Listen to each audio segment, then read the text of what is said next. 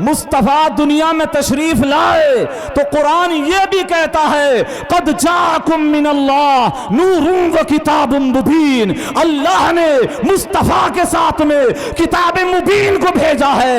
اگر نبی کو سمجھنا ہے قرآن کو پڑھو، قرآن اگر سمجھنا ہے بارگاہ مصطفیٰ میں چلے جاؤ۔ بابا نعرہ تکبیر، نعرہ اصل بات یہ ہے، چند بات، اصل بات یہی ہے، اللہ نے قرآن اس لیے بھیجا ہے، میرے محبوب کو اگر سمجھنا چاہتے ہو تو قرآن پڑھ کے دیکھو، مصطفیٰ تمہاری سمجھ میں آ جائیں گے۔ حضرات، اب اس سے پہلے دنیا میں کتنی کتابیں آئیں؟ توریت، زبور، انجیل آئیں کتابیں، لیکن آج وہ کتابیں پوری دنیا میں اپنی اصلی شکل و صورت میں موجود نہیں ہیں، لوگوں نے ترمیم کر دی، ان کو بدل دیا ہے۔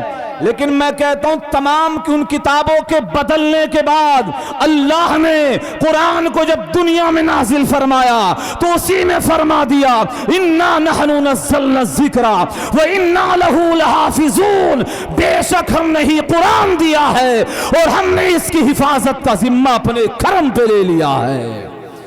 پوری دنیا بدل جائے، نظام درہم برہم ہو جائے، لیکن قرآن جیسا کل تھا ویسا ہی آج ہے، اور جیسا آج ہے ویسا ہی قرآن قیامت کی صبح تک رہے گا۔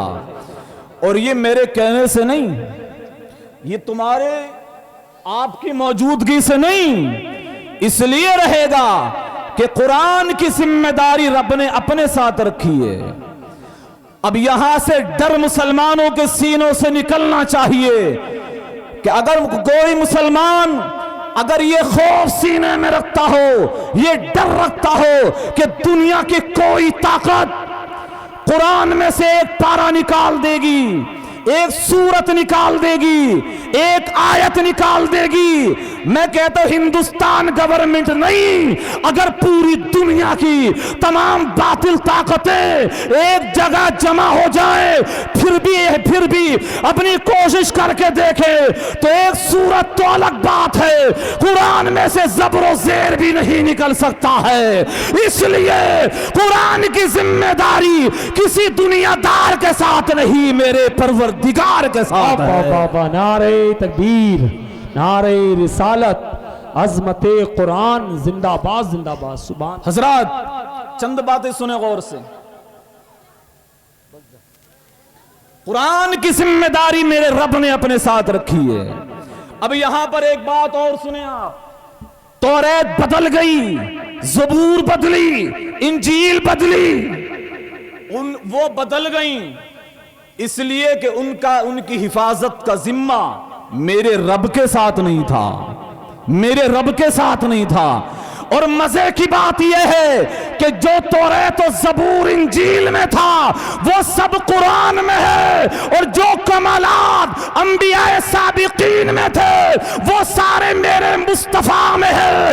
اسی کو امام احمد رضا فاضل بریلوی کہتے ہیں، قرن بدلی رسولوں کی ہوتی رہی، قرن بدلی رسولوں کی ہوتی رہی، چاند بدلی کا نکلا ہمارا نبی، چاند بدلی کا نکلا ہمارا نبی، اپنے مولا کا پیارا۔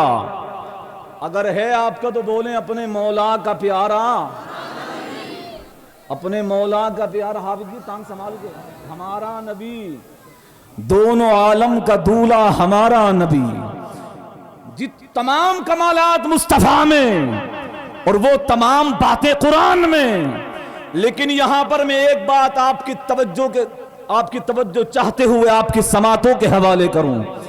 قرآن ایسی باعظمت کتاب کہ نازل تو جب ہو گئی، مگر آج بھی اگر قرآن پڑھنے والا کوئی بندہ بیٹھ کے قرآن کی تلاوت کرتا ہو، آسمان کے فرشتے آسمان سے زمین پہ اتر پڑتے ہیں، سبحان اللہ، زمین پہ اتر پڑتے ہیں۔ ایک صحابی میرے آقا کریم صلی اللہ علیہ وسلم کی بارگاہ میں حاضر ہوئے، عرض کرتے ہیں یا رسول اللہ میں قرآن پڑھ رہا تھا اور میرے گھر میں بندھا ہوا جانور کود رہا تھا، میں نے قرآن پڑھنا بند کیا، جانور نے کودنا بند کر دیا۔ پھر میں نے پڑھا، پھر وہ کودنے لگا۔ میرے آقا فرماتے ہیں تجھے معلوم نہیں ہے کہ تو قرآن کی تلاوت کر رہا تھا، جانور کود رہا تھا، تجھے کیا معلوم کیوں کودا؟ بات یہ ہے تلاوت تو کر رہا تھا، فرشتے آسمان سے اتر کے تیرے گھر میں آ رہے تھے۔ سبحان اللہ۔ اور اگر تو تلاوت کرتا ہی رہتا، بند نہیں کرتا، تو کچھ ہی دیر میں تو اپنے ماتھے کی آنکھوں سے دیکھنے لگتا۔ سبحان اللہ۔ یہ تو فرشتوں کی بات ہے، قرآن پڑھا جائے فرشتے اتر کے آ رہے ہیں۔ آؤ تاریخ اٹھا کے دیکھو ذرا، شاہ ولی اللہ، توجہ چاہوں میں آپ کی، شاہ ولی اللہ محدث دہلوی اپنے باپ شاہ عبد الرحیم سے کہتے میں نے سنا کیا یہ جو ہندوستان کے اندر سرن شریف بھی کہتے ہیں، سر ہند بھی کہتے ہیں نا، اس کو سر ہند ہے نا ہندوستان میں ہے، ہاں، وہاں کے بزرگ سید عبداللہ رحمت اللہ علیہ وہ کہتے ہیں کہ قرآن کی تلاوت ہو رہی ہے اور اچھی شکل و صورت والا ایک لشکر تلاوت قرآن کرنے والوں کے پاس آ کے کھڑا ہو گیا۔ سید عبداللہ قرآن کی تلاوت میں ہیں اور ان کے ساتھی، لشکر آیا آ کے کھڑا ہو گیا اور کھڑے ہو کے کہا کہ اے قرآن پڑھنے والوں، تم نے قرآن کی تلاوت کا حق ادا کر دیا ہے۔ سبحان اللہ۔ اب اگلی بات سننا غور سے، کہتے ہیں انہوں نے یہ کہا اور ان کا چہرہ ایسا حسین و جمیل کہ میں نے دیکھا ہی نہیں کبھی کسی کو۔ وہ یہ کہہ کے اور چلے گئے۔ کچھ ہی دیر کے بعد ایک آدمی اور آیا، توجہ، وہ آدمی آ کے بولا کہ اے سید عبداللہ، کیا تم نے ابھی سیدہ فاطمہ کے ابا جناب محمد الرسول اللہ کو دیکھا ہے؟ بولے کیا معلوم، کیا کہنا چاہتے ہو؟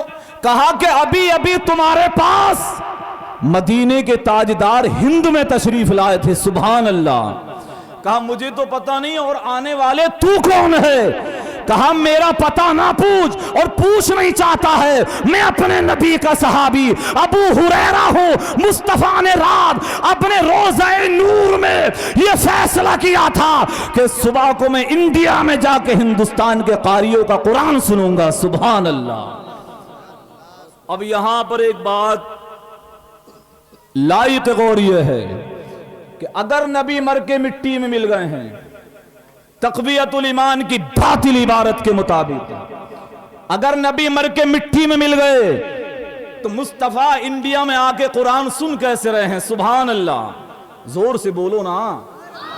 ہندوستان میں آ کے مصطفیٰ قرآن سنتے ہیں، اور یہ اعلیٰ حضرت نہیں کہہ رہے ہیں، یہ وہ مولوی کہتا ہے جو دونوں کا مسلمہ بزرگ ہے، وہ بھی مانتے ہیں، ہم بھی مانتے ہیں۔ شاہ ولی اللہ کہتے ہیں میرے باپ مجھ سے کہا کرتے تھے کہ مصطفیٰ نے مدینے سے سرہند شریف میں آ کے سید عبداللہ کا قرآن سنا، اور جب مصطفیٰ سن کے تشریف لے گئے تو لوگوں نے دیکھا کہ زمانہ بیت گیا، لیکن سرہند شریف کا صحرا بھی خوشبو سے مہکتا رہا۔ سبحان اللہ۔